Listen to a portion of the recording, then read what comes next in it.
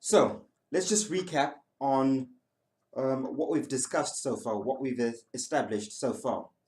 We've established that our universe is inside a torus field, a giant torus field, um, what most ancient cultures refer to as the cosmic egg, similar to this, right? This is the top half of the cosmic egg.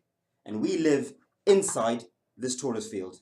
We've also established that there is a cosmic vortex that runs through the center of this cosmic egg. This is the cosmic highway that links us with the multiverse on the outside. Okay? We've also established that on the inside, the Earth is pretty much flat, or it's a pyramid Bhumandala, as I like to call it, that runs across the equator inside our torus field, okay, with 4 concentric rings of land, right? At the center, where the cosmic axis or the cosmic highway runs through, where we are, the second ring, the third ring, and the fourth ring, and the torus field on the outside, okay? We've also established that each of these worlds has its own toroidal field, okay? So torus field within a torus field within a torus field within a torus field. 5 in total. 4 on the inside, the 5th one being the outside one, the cosmic egg, okay? Right, we've established that each of these toroidal fields also has its own sun and moon. Saturn and Jupiter revolving around the outer torus field, Mars and Venus on the next toroidal field, Apollo and Artemis, or our sun and moon, on our torus field. But in the center, there is only one androgynous sun and moon, which is Mercury on the inside, okay, on this torus field, the aurora borealis, okay, right. So we basically said it looks something like that, okay, torus field within a torus field, right, with all the suns and all the moons, okay, right. The next question, or the next natural question, would be well, what's above these toroidal fields? Okay. Above that, above all the toroidal fields, we've got something known as the firmament. Okay. This is where the stars are. This is what we see when you look up at the sky in the evening. All the stars and the constellations. This is the firmament that sits above the last inner toroidal field. The one that Saturn and Jupiter revolves around, okay? So that will be the cosmic egg on top. In fact, I'll put it together so you can see it. Full scale on the model.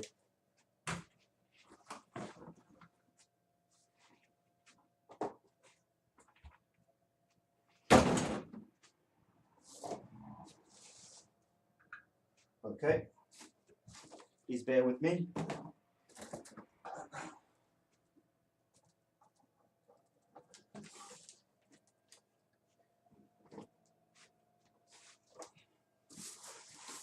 Okay.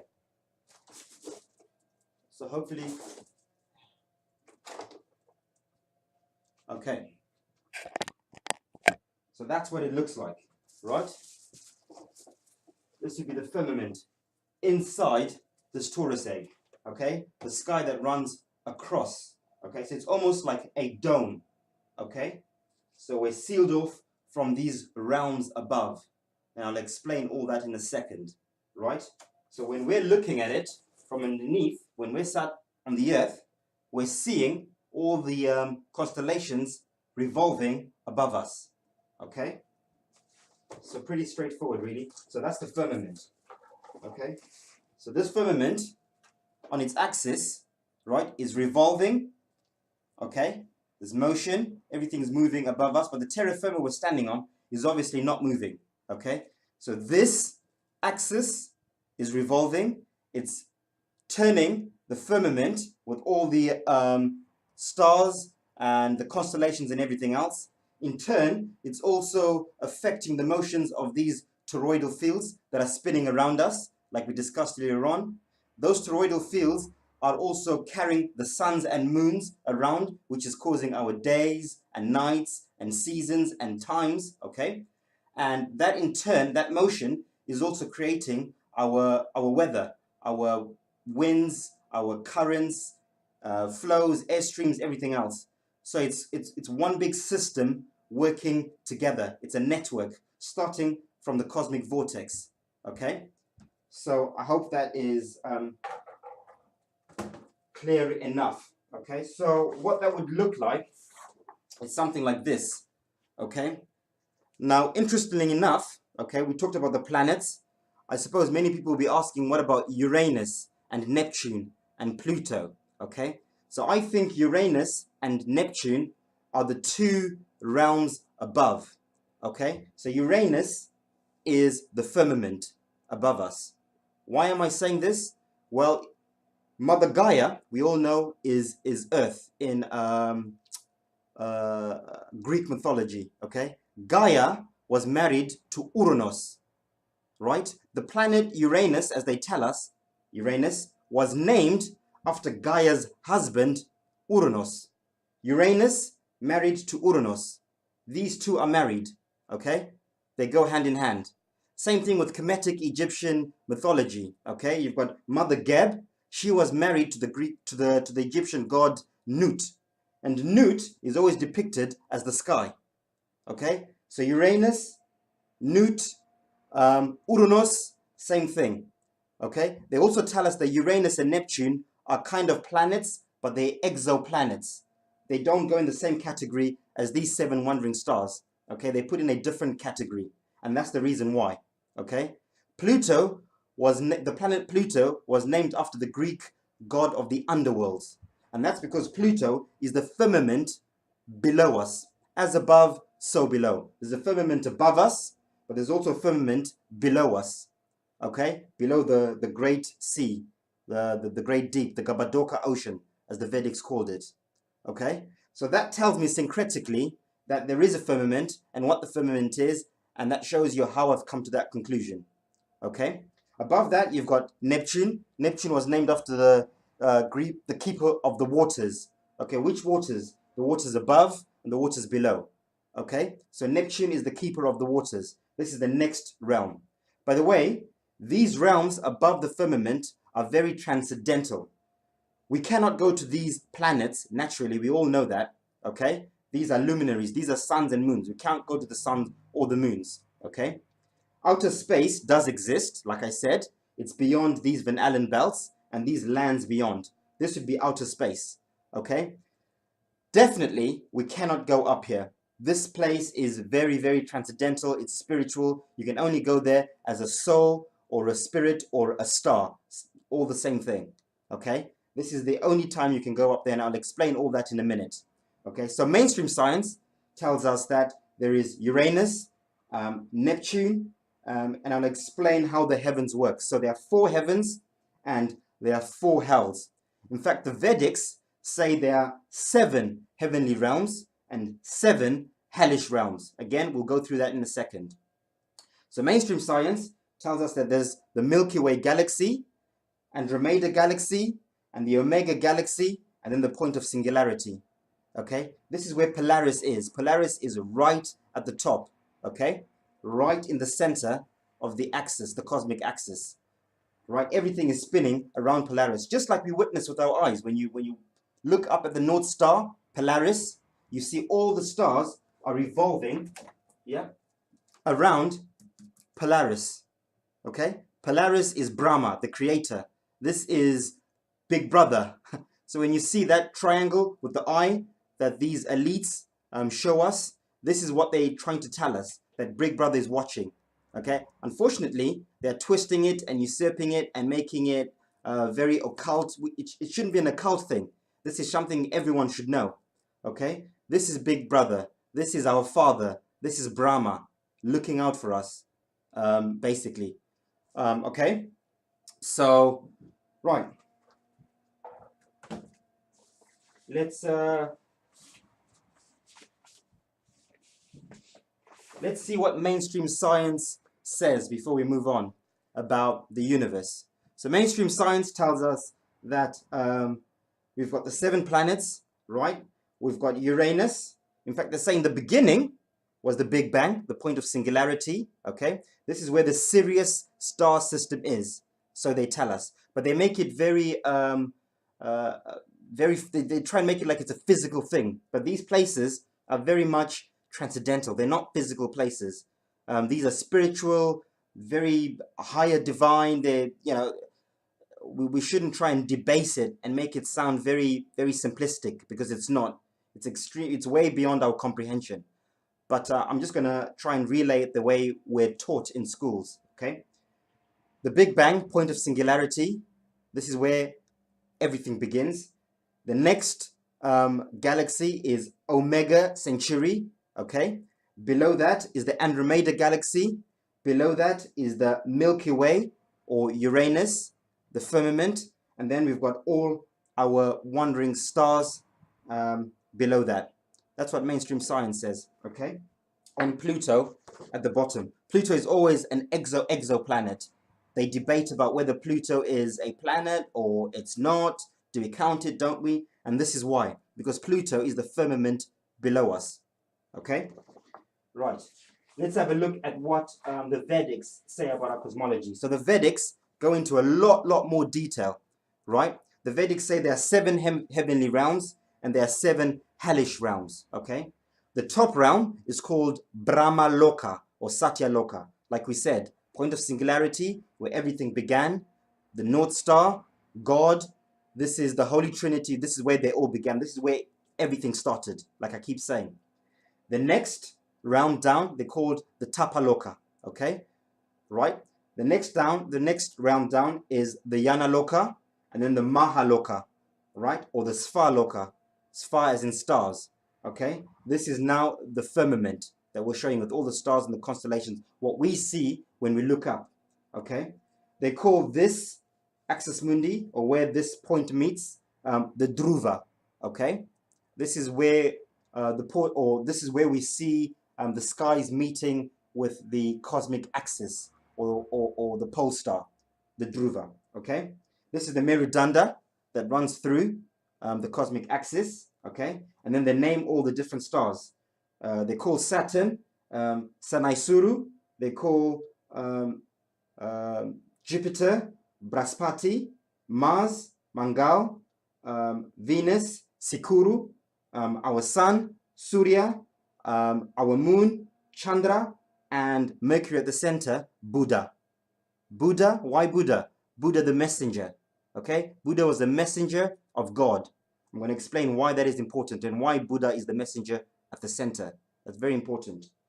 They then tell us that there is a Bhuloka, okay? Bhu world, the world of earth, Bhu, and this is the Bhu Mandala, okay?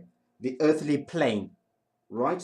With the 4 concentric, they tell us they're concentric rings of land on the Bhu Mandala, okay? And they name all these different lands, which I won't go into right now, but we'll do that for another video, okay? So these are now the 7 heavenly realms, the Varthis, they call them, okay? By the way, they split this egg into 3 as well, right? The Swag Lokas, the heavens, the Bhu Lokas, the middle realm, and the Patal Lokas, the hellish realms, okay? So now we've got 7 on top. What are the 7 below? The 7 below are the first part of inner earth. So remember we said there are 2 parts of inner earth. Gaia, Mother Earth, had 2 children, Prometheus and Epimetheus. Okay? So, Atalaloka is the first part of inner earth. I think this is where all the tunnels are. I'll explain that in a second anyway. The next realm would be the Vitalaloka. Okay? That's the next hellish realm. Below that, you've got the Sutalaloka, which is the great deep in the Gabadoka Ocean, the great ocean, the turtle. We always see it depicted in many ancient depictions of the earth, the flat earth, sitting on a turtle. This is the turtle. This is what that means. The turtle is the great ocean below us that the earth is sitting on. It's not an actual turtle like people say. It's the great ocean. Below that, we've got the 4 hellish realms. The Talatala Loka, the Mahatala Loka, the Rasatala Loka, and the Patala Loka. And then you've got Shiva in hell, so to speak. Okay, so that's the 7 hellish realms. 7 heavenly realms, 7 hellish realms. So the Vedic scriptures go into a lot of detail. They even go into figures, how big this Bhumandala is. They say it's 8 billion miles across, 8 billion kilometers across. Okay, they give so much detail for those who want to read into that and study that. Let's look at what the Norse said about the universe. Okay, so the Norse also divided it into 3. They've got Valhalla or Asgard, which are the heavenly realms. Okay, they've got Midgard, Middle Garden. This is where we are. Okay, and then they've got Helheim, which is the hellish realms below us. Okay, so they've got Valhalla, where Odin is, abode of Odin. Okay, you've got Gimle, the 3 realms, Gimle, Valhalla, and Himmelborg. These are the 3 heavens that they talk about. These 3 up here. The 4th one being the abode of Odin. Okay, and then you've got the Alfheim realm. Okay, Alfheim, I think they called it the realm of the little elves.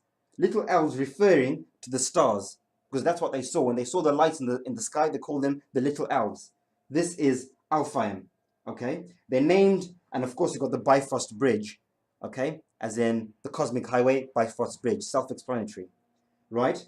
They named all the planets. They named Saturn, Woden, Jupiter, Frigg. These were named after gods. Mars, Tyre, Venus, Freya, the sun, Suna, our moon, Mani.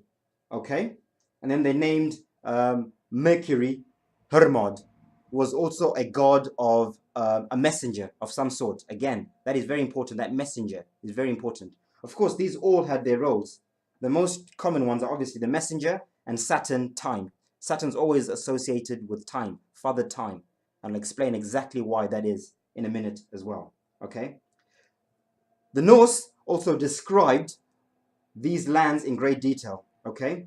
They called this whole part Midgard, the Middle Garden, but they also called the crater continent. I'll show you.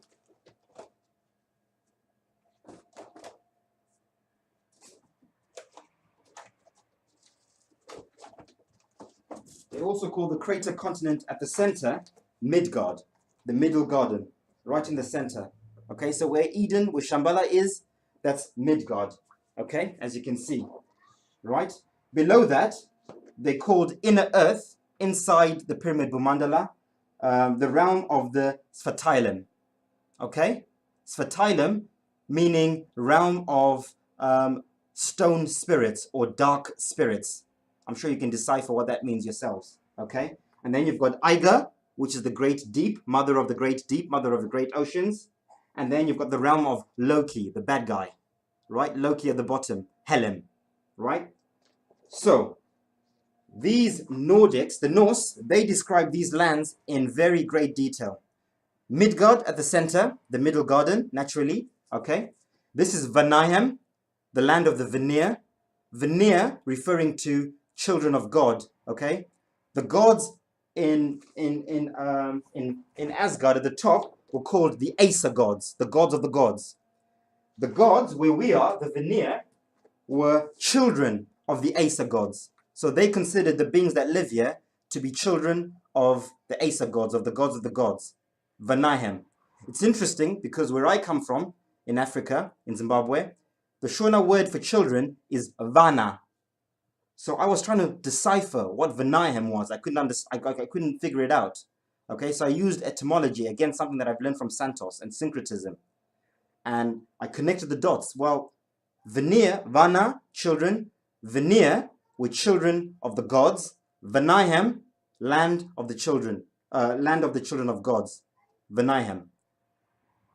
And that's how I came to that conclusion. They then tell us there's a place called the Nephilim, okay?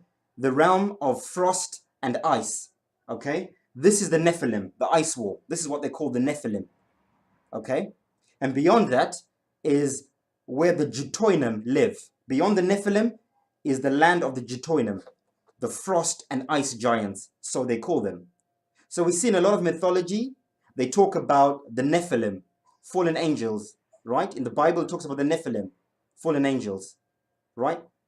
Well, you can connect the dots yourself, you know, how that's all linking with the Bible. Norse mythology and the Bible connecting right there. Beyond that, they say there is the Muspelheim, okay?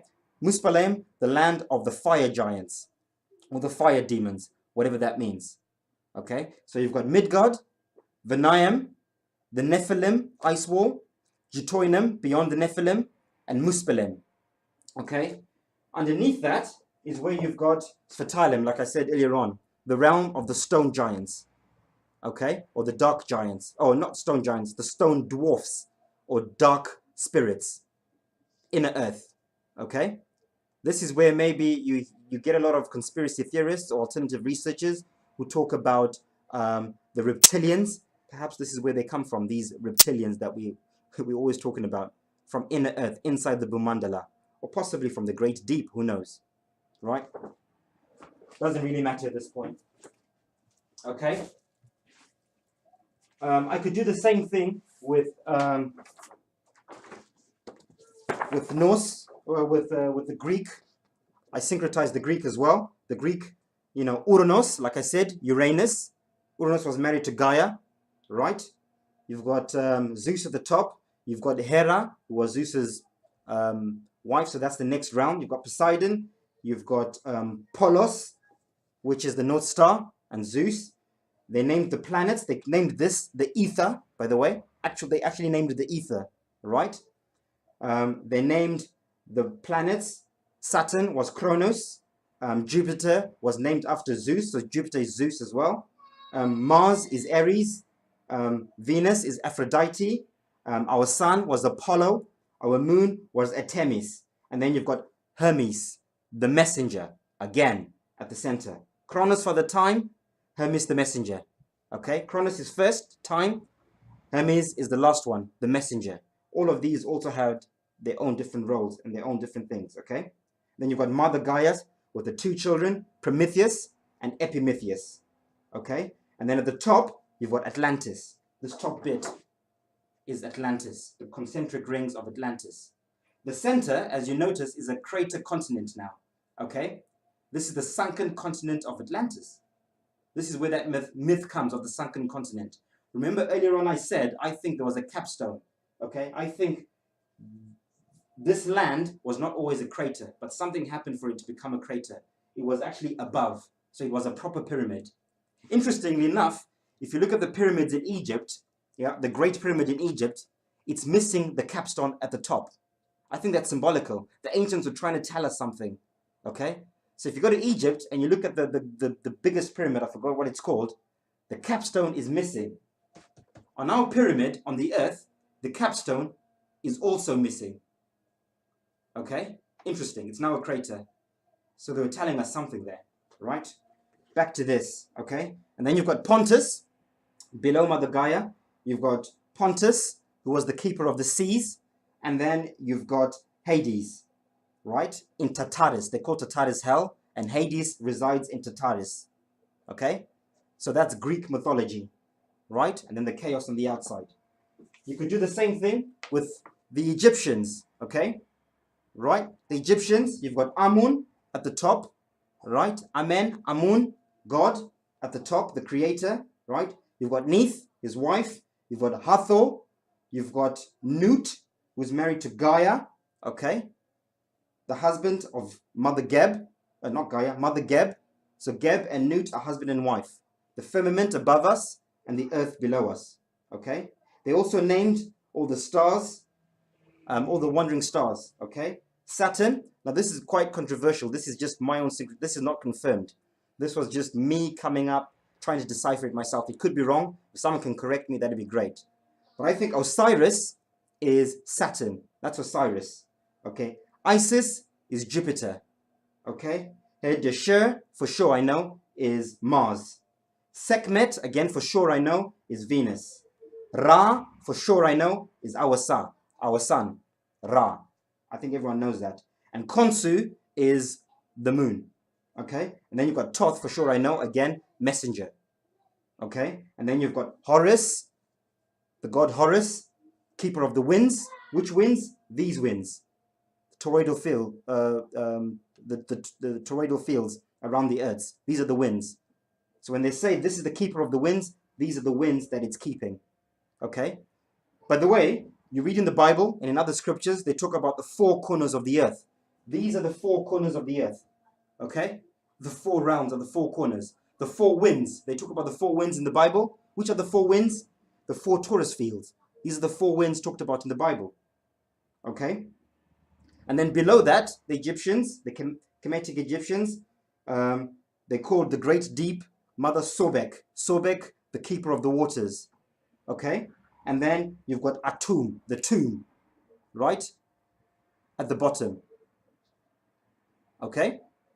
And that is Kemetic Greek universe inside the cosmic egg. Okay? Right. So, let's move on to the next bit. Okay, we've established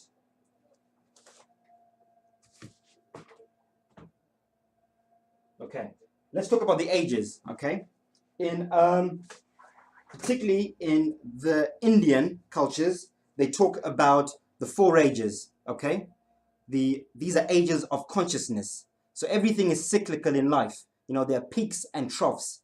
There are times when consciousness is up, and there are times when consciousness is down. For all the beings that live on the Bhumandala, there are different beings, different races, different nationalities, all along this Bhumandala. Okay, so this is what we might call aliens beyond our ice wall. We might call these aliens, but they are beings just like we are beings here, and they will call us aliens as well. So aliens do exist, and outer space does exist, but it's not like we've been told, or you know, that it's on the planets. It's on the lands beyond. Okay, so this is really important. Really, really important. I need to explain this. The ages. Okay. So the Indians talk about the four ages. Okay, the Kali Yuga, the Dwapara Yuga, the Treta Yuga, and the Satya Yuga. Right? The bronze. No, the iron, the bronze, the silver, and the golden age. These are ages of consciousness. Okay. These ages are determined by many things. They're determined by the constellations above us, right? In Greek mythology, these would be the gods. Everything above in these realms, these are the gods and goddesses that look after us, the big brothers and big sisters, okay? The suns and the moons that revolve around us, these were called the Olympians. These are the demigods that look after us subconsciously, okay? They determine the ages. And we, on the earth, on the Bhumandala, we are all the titans, okay? The soldiers that are living out the whole script of the whole thing. So all of this is a stage, okay? We are on the main stage. We are we're on the stage of creation, on the Bhumandala, okay? And these are the directors, if you want to think of it in movie terms. These are the ones directing the scripts and the programs, right? There is free will, I'm saying that, but don't think that we don't have free will. We do have free will, but on a grand scheme, there is a script within that narrative. Otherwise, you'd just be crazy to be chaotic. There has to be a cycle, there has to be order to all of this. None of this is just random and chaotic.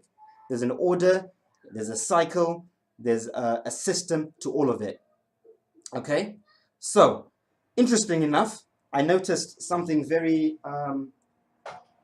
interesting, right?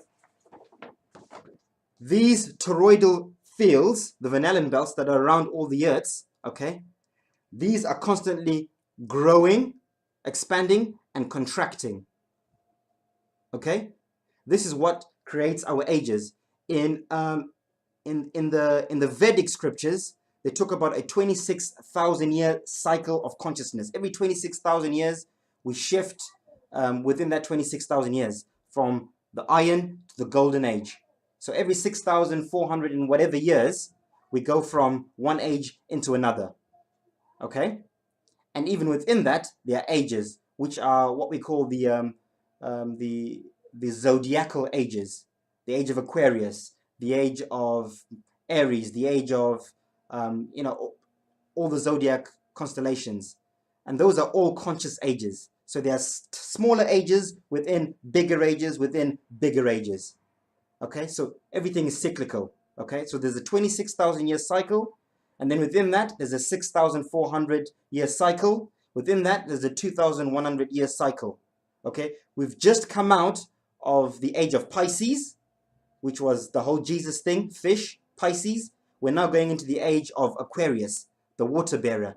Okay, Aquarius is technology. Aquarius is coming together. Aquarius is the mixing water. Aquarius is always a man or a woman pouring water, pitcher of water, mixing the waters.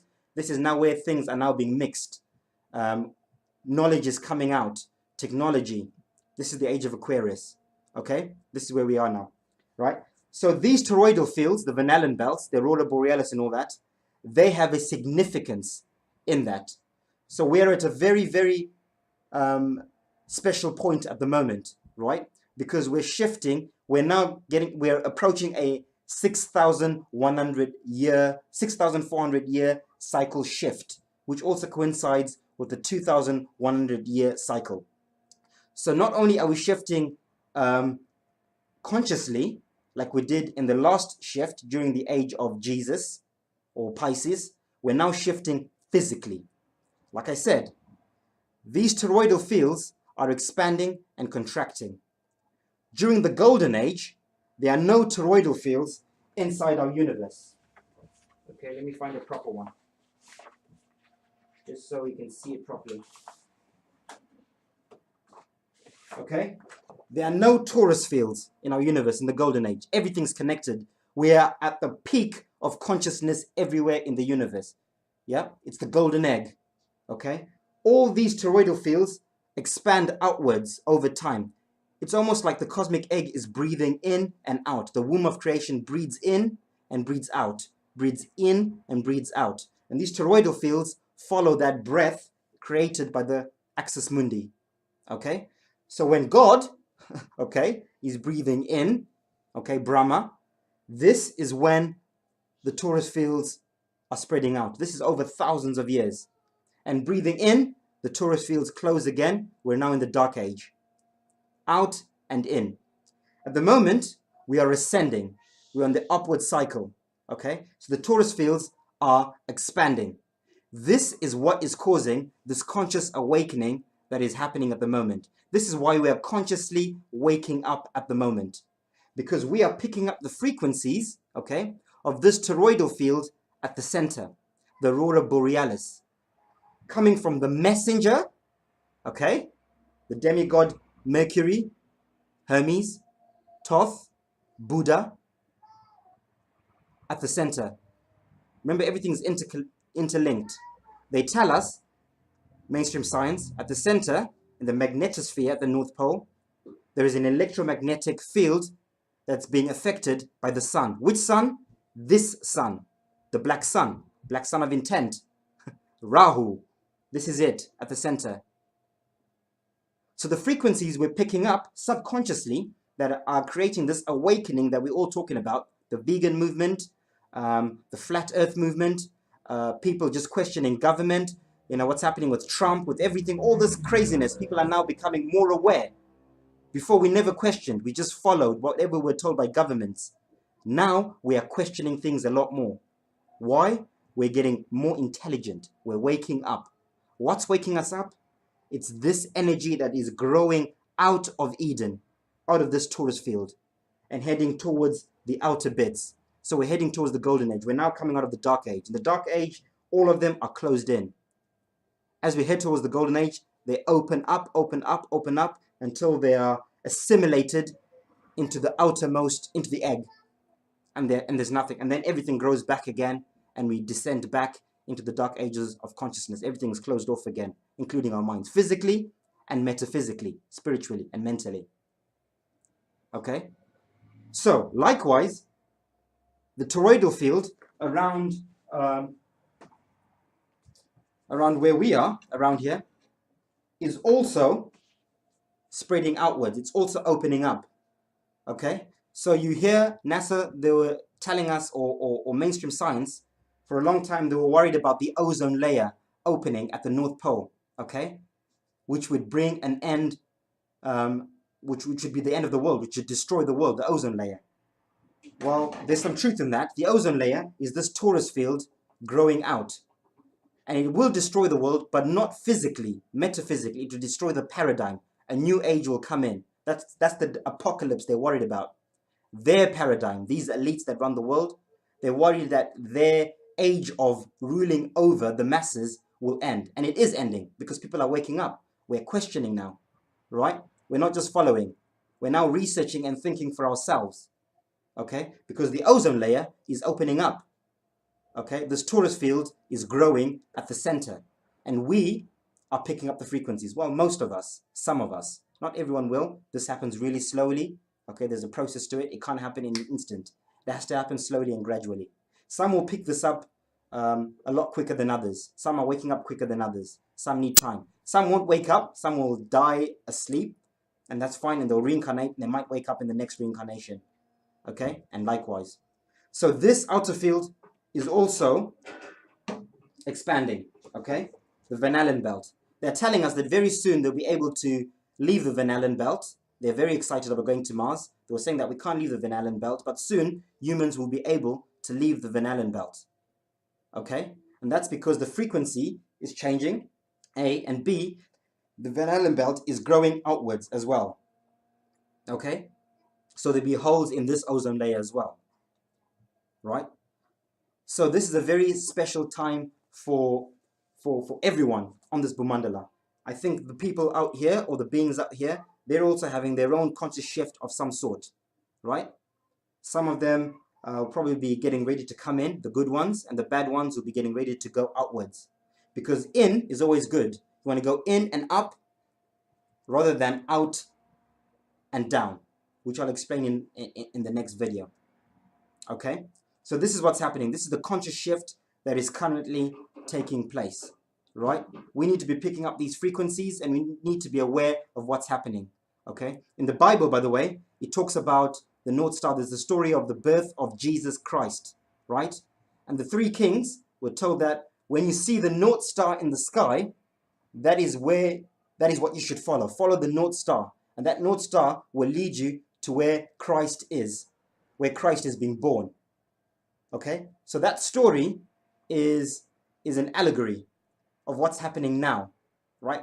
Our ancestors, or we, were trying to tell our future selves something because we've all reincarnated thousands of times. So our ancestors are us, okay? The North Star, in this case, is the messenger of God, Buddha, Hermes. Okay, when you see the North Star in the sky, follow Christ consciousness at the center. This is where Christ is being born. Right? So eventually this whole thing will be golden age, but it starts from the center. Okay? It's spreading from the center outwards. So those who are not in this frequency, are not in this journey, they will run away from this frequency. Okay? They want to go as far away from it. These elites, they want to go to Mars. They're running away from this divine frequency because they are not, it's not their soul path, it's not their journey. And I'll talk about that in the next video. Okay? Those of us who are ascending, who are on the way up on the cycle, we are picking up these frequencies and we are being drawn to there. Some are not being drawn anywhere. They're not feeling any of this. They are meant to carry on playing the game on this stage here. They've not learnt enough. They're not ready to move on either way, in or out, right? They are meant to carry on the paradigm here, the new world order here. Okay? The new age. Okay, and hopefully it will be a good one. And I think it will because we're ascending consciously. Right? Right, next, I want to talk about reincarnation and the cycle of life. Okay, so this is now more metaphysical. Okay, I can't prove any of this. I'm not saying it's absolutely true, but this is my understanding and perspective based on what I've researched and what I feel, my knowledge, and you know, it could be wrong. If people can correct me, that's fine. If people resonate with it, great. If you don't, that's okay too. Okay?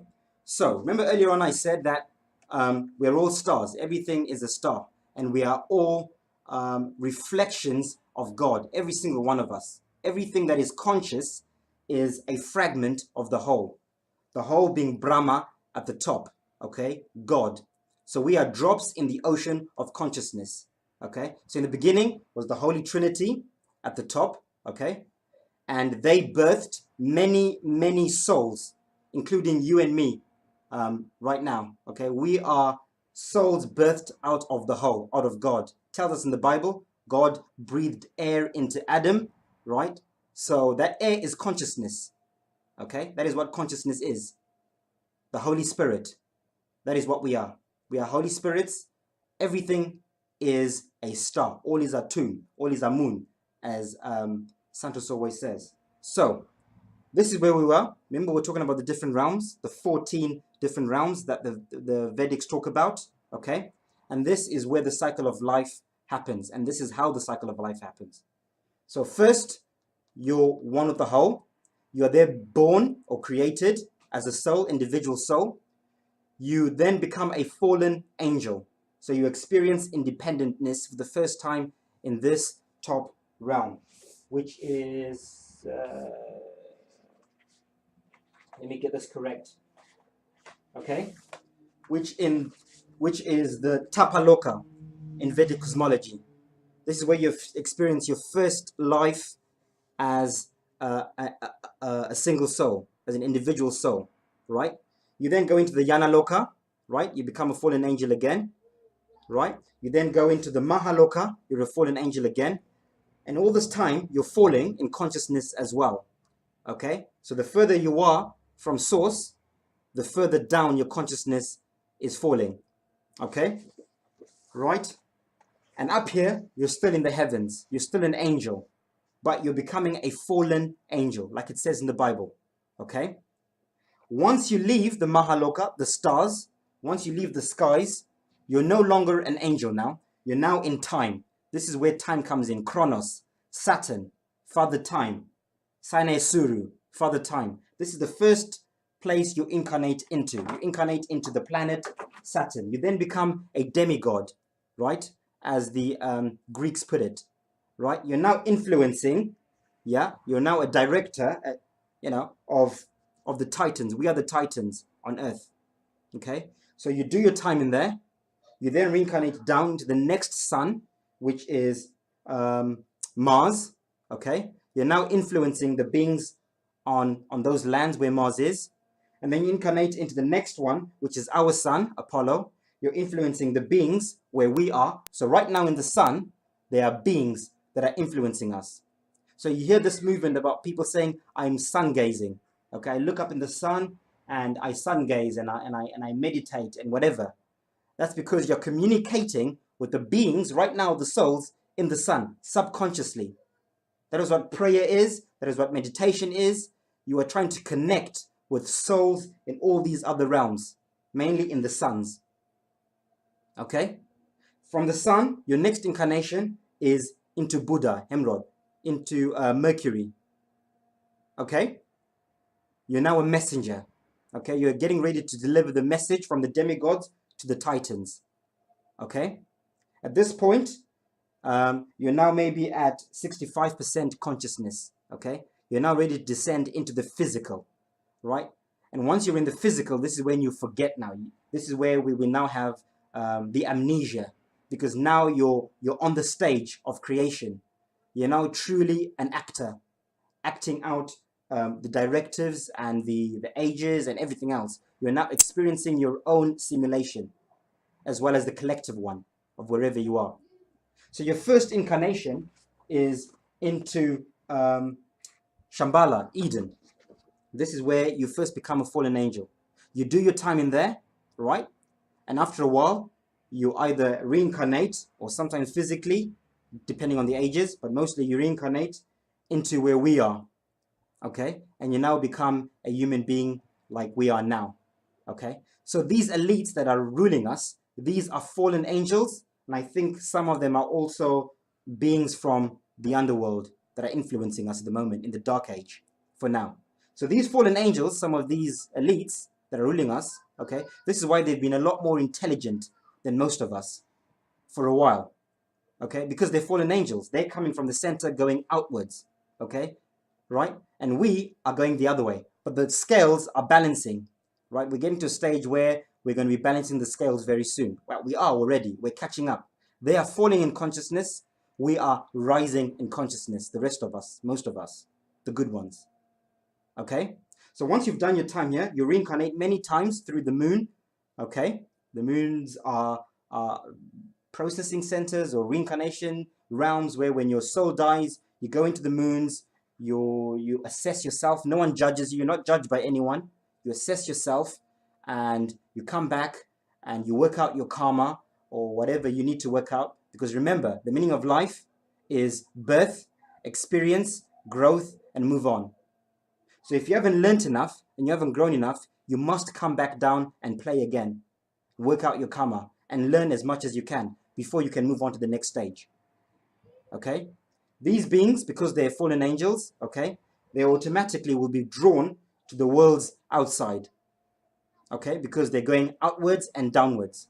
This is why these elites, right, the governments, they're obsessed with going to Mars, the outer lands. They're going outwards. Okay? They're on their way out and down.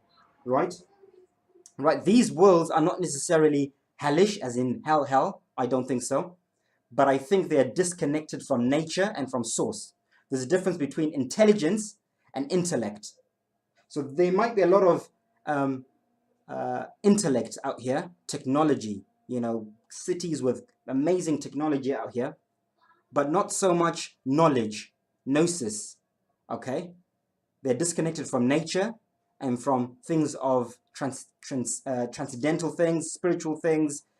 Everything out here is very artificial, which is what you're seeing at the moment. They're preparing us. Everything is becoming very artificial. Robots, food, money, everything is becoming more and more artificial. Okay, there's this big AI movement happening at the moment. So the beings on the way down are attracted to these things, these artificial things. Okay? I'm not saying it's evil. I'm just saying that is your soul path or their soul paths. And then after that, your next stage will be the outer lands. Okay? Muspelem, the fire giants, whatever that means according to the Norse. After that, 40%, you're now in inner earth. You're now a reptilian, so to speak, inside the first part of the Bhumandala. Okay? I think the underside of the Bhumandala, I don't think this is a physical place you can go. This is when you reincarnate as a spirit again. You're now a spirit. You don't have a physical body, but you're a dark spirit now. Okay? Now you're a devil. You're a Shiva. You're a destroyer. Up here, you're a creator. Down here, you're a destroyer.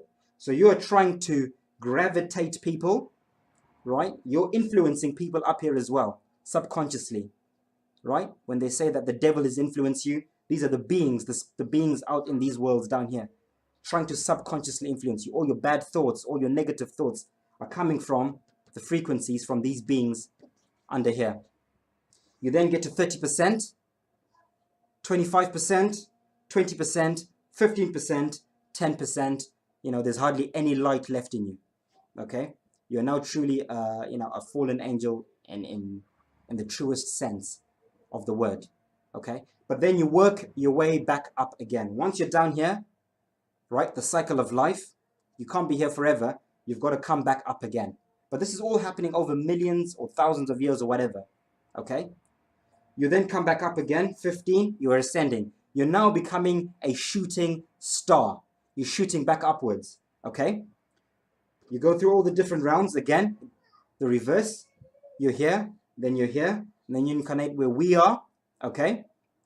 And then you get to the center. So those of us who are being drawn to goodness, to love, to truth, right? Those of us who are trying to change things for the better, okay? We are shooting stars. We are ascending, right? On the cycle of life. We're on our way up. And we're meeting in the middle with those descending. So you've got the good guys and the bad guys. And this is necessary for the cycle of life. This is duality. This is polarity. Good and bad. It has to happen. Fallen angels and shooting stars. Okay? Now remember, I put the suns on this side and the moons on this side. I did that deliberately. Okay? Except for that one. That one is a sun and the moon. Okay? So when you're ascending, when you're way out, the moons, the mothers, are portals out. The suns are gateways in. So those descending come through the sun. Those ascending go through the moon. Okay? Males inseminate. Females give birth. Okay? If you can see, this looks like a brain, the cosmic egg, with the center. right? You've got the left-hand path, male principles, right-hand path, female principles. Okay? This is where all that esoteric stuff comes in. For those who are not afraid to research that and to try and understand it. Okay? So this is where you come out from the moon side. So you incarnate here, or you, in this case, we're going through a very special time. We can actually physically walk into the Garden of Eden. Okay? But we have to pick up these frequencies for those who want to make the pilgrimage. Not everyone will want to do this or can do this, but those who are ready to ascend, those who have learnt everything they need to learn, right? At the center, here where we are, there are those who are ready to move on to the next stage of life. Some need to incarnate, like I was saying, a few more times before they can move on. Okay? Others are ready to move on to the garden, to the center, to the next stage. I've done my time here. I feel like I need to move on. Okay? I need something new. I need a new experience. So this is where veganism comes in, or vegetarianism. This is where truth, love, and all those things come in the garden. Disconnecting from artificial, trying to connect with nature, sun gazing, loving animals and nature and all that.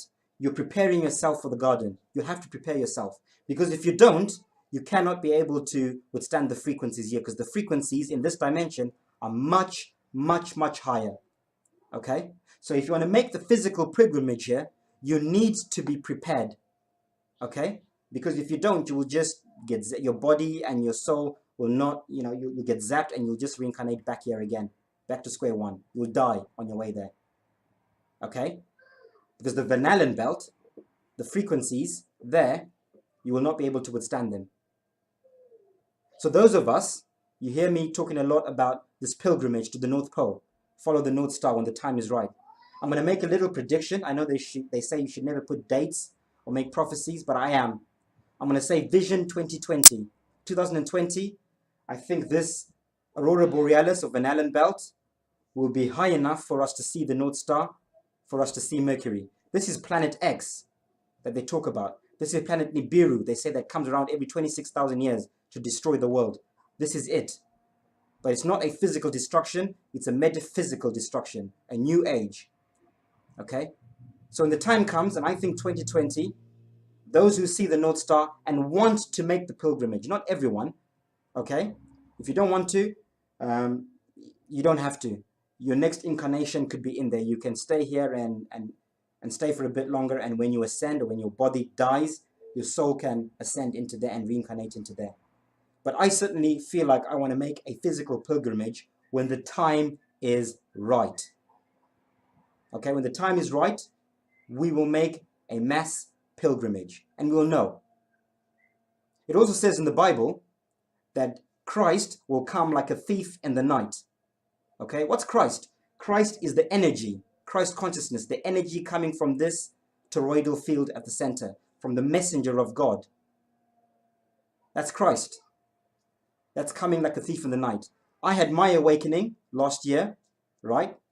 Overnight, like most people. One day I was on a spinning ball, I was eating meat, I was, following money. Something happened to me, my life changed. I realized where we are. We're not on a spinning ball. I changed my eating habits, etc., etc. My life changed. I became a better person. Okay? Christ got me. Christ consciousness came to me like a thief in the night. I wasn't expecting it, and it just happened. And I'm sure many watching this now have had a very similar experience. Okay? So this is where we are. Right? So, once you're there, you live out your life in the Garden of Eden. Okay? This is a very natural place. There's no technology. Well, there is technology, but it's more of a natural technology. It's a different type of technology. It's not artificial. Okay, nature has got magic. Magic exists, believe it or not, but I won't go into that now. It does exist. So the technology out here is a magical type of technology. It's not artificial like out here. Okay? So this place is not just sitting and gardening and doing nothing. There's a lot going on there. It's a beautiful place, the Garden of Eden. Okay? But you must be at the right frequencies. There's no love, there's no hate there, there's no bad frequencies. Well, there is, but there is less. There's less duality there. Okay, it's not completely heaven, obviously, but it's closest thing we can get on earth to heaven, heaven on earth, the closest thing. Okay, and this is where myself and many are being drawn to go. Some are not ready. Okay, this is the middle ground. This is half artificial, half Garden of Eden. You're in the middle of the two worlds, middle of nature and technology. Artificial technology, natural technology, the middle. We're stuck in the middle. So some are being drawn to this artificial technology, others are being drawn to nature and natural technology. Okay? And some are not ready to go either way. They will stay and enjoy life here on earth for a bit more and experience and change and help with the ages. Eventually, all of this will be heaven on earth when all the toroidal fields are completely spread out and, you know, and one with the main one. This is when it's heaven on earth. This is when we're in the Satya Yuga, in the golden age. But this will happen really, really, really slowly. So you can see the shift. You can feel the shift. You can see what's happening right now with world governments, with world economies, with people questioning. You know, there's a lot of turmoil going on. Everything must, before there's a new birth, the old must die. So it's going to be a very painful process over the next few years. A lot of things that seem negative will happen. A lot of bad things that we might think are bad will happen. But they have to happen because the old has to die for the new to begin. Okay? Because we're getting into a new age now. And these elites, they know this. Okay? And they are shaking in their boots because we're catching up. We're waking up and their consciousness, they're getting dumber. We're getting smarter. Okay? This is why they are trying to destroy everything before they go. Because they have to go. They have to go. They cannot withstand this frequency. This frequency is hurting them. This energy being sent from the center is not good for them. They do not like it. This is why they're trying to destroy Europe. You see this whole agenda in Europe with the whole immigration, divide and conquer, black versus white, immigrants versus not immigrants, etc., etc. They're doing that on purpose, divide and conquer, because they want to destroy everything here before they leave. You know, if we can't have it, we want to burn it before we go. And then you can stay behind and rebuild it on your own. That is the agenda, ultimately. And they'll go out to Mars, running away, and eventually they'll be pushed so much out because they're on their way down. And only the good ones, the ones ascending, will be here during the golden age. Okay? So, going back to the cycle of life, once you get to ascend into the messenger, when you're a demigod, you get into the moon, you get into Venus, you do Jupiter, you know, you're doing your time in all of those, you're raising in consciousness. And then after that, you become an angel again, right? You're a shooting star here. Now you're an angel again. You're at 85%, you're ascending. Okay? Now you're influencing things up here. You're a director of everything. You then ascend into there, 90, 95. And then after that, you don't become one with the whole. Now you are free. You exit the cosmic egg through the cosmic highway out into the multiverse. You're now free to explore and experience life in other cosmic eggs, in other experiences, in other worlds, in other universes. Okay? As a free soul. You are free forever. You will never die. Right? You go into another cosmic egg and you have your own experiences in there that are probably totally different to this. Right? And this is the cycle of life. And new souls will be being birthed. They do the cycle, they go out, and this is continuously happening. Cycles of life, of consciousness, of stars. That is what we truly are. We are stars wrapped in skin and flesh and bone, soul, spirit. And even science, quantum science, is starting to realize this now. They're starting to tell us that we're not just flesh and bones. There's a lot more going on. And it's obvious to most people now, I think. Those who are awake know for sure. Okay? And that is the cycle of life. Okay? I hope I was clear, and I hope I wasn't going around in circles. Again, like I said, I'm not saying that everything I'm saying is 100% truth. A lot of it is my own understanding from what I've researched and from what I've learned from other people and from what I'm picking up from you know, from the universe. It's my interpretation. If you resonate with it, or if you recognize it, or if you remember it, because remember, we are all our own ancestors, because we've reincarnated. So this time is normally called the Great Remembrance, because we are remembering things we've always known. For those who are tuning to the frequencies, you remember this stuff, this knowledge. Okay? So I feel like I'm remembering this. This feels like a distant memory to me. And I'm remembering it, and I'm sharing it with you. And I'm seeing, when I speak to people, a lot of people recognize and they go, oh, do you know what? This sounds familiar. It sounds right. I don't know it as fact, but it sounds right. Because your soul is remembering. You're waking up. So if you resonate with it and you get it, great. If you don't, that's fine too. Okay?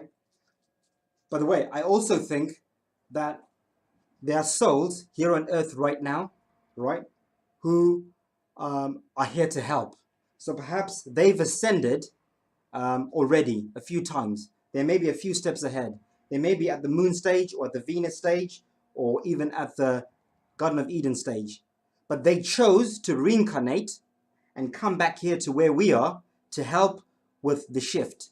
These are what a lot of esoteric circles call the starseed children, or the indigo children.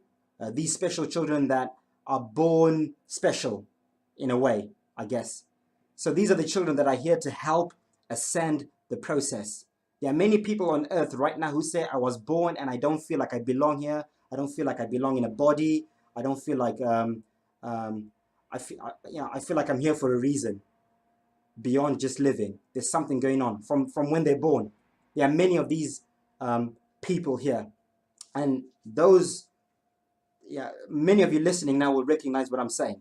Okay, I don't think I'm one of them personally. I might be, because I've always had that feeling of there's something more to this, and I had my awakening at the age of 33 last year, and so perhaps I'm one of those souls who chose to come down and help with the ascension process, right? Perhaps I'm on the journey. I incarnated here, and perhaps I've been here, and who knows? But I think there are many things happening with this incarnation. So there are some who've come directly from these outer worlds and have incarnated. These are the new souls, the young souls. They are the old souls who've incarnated many times and who've learned, and they are now ready to move on. There are other souls who've come backwards. They were already ahead. They've now come back and they want to help with the ascension, and then they'll move on spiritually. So maybe they're not even meant to be going to the center at all in physical form. Maybe when they ascend, they are ascending upwards into the moons or whatever spiritually. They're not going to be reincarnating into body in the next life. Okay, so many things going. Personally, I think I'm destined for the center. Okay, I still want to experience life in a physical body, but certainly not in the conditions we're in now. I'm certainly drawn to nature, and living in harmony with the animals, with nature, and veganism, and love, and all those things. I'm not drawn to technology and the materialistic things in life. There's nothing wrong with those things. Those who enjoy them, that's fine. But there are many of us who feel more drawn to nature and to that side of things.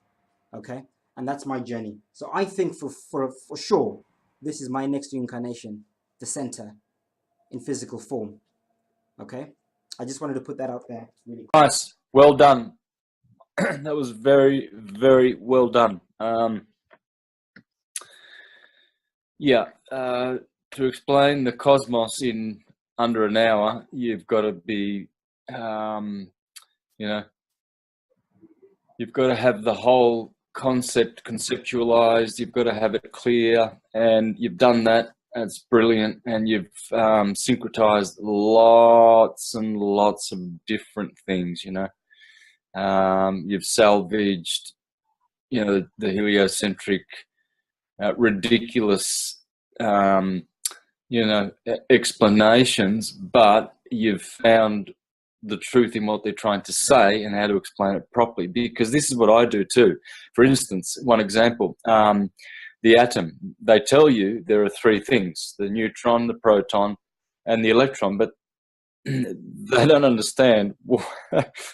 There are three things, but they don't understand what those three things are because they're giving it a particle, whereas there are no particles. Yeah. You see, so yeah. So, but you can salvage it because more or less they're aiming at in the right direction. It's just that they're never really allowed to explain things completely truthfully. They're just not allowed to because then we just wake up so quickly. So look, that was really, really well done. I'm glad you recorded it because I think you should put this up straight away. Give people this. This will give many people a lot of aha moments. All kinds of people. I think it'll give people like the concave earthers something to think about. Yeah. Even the square, diamond, rectangular earthers. It's really, really going to give them a lot of inspiration. Now, I do have difficulty with one thing, Venus.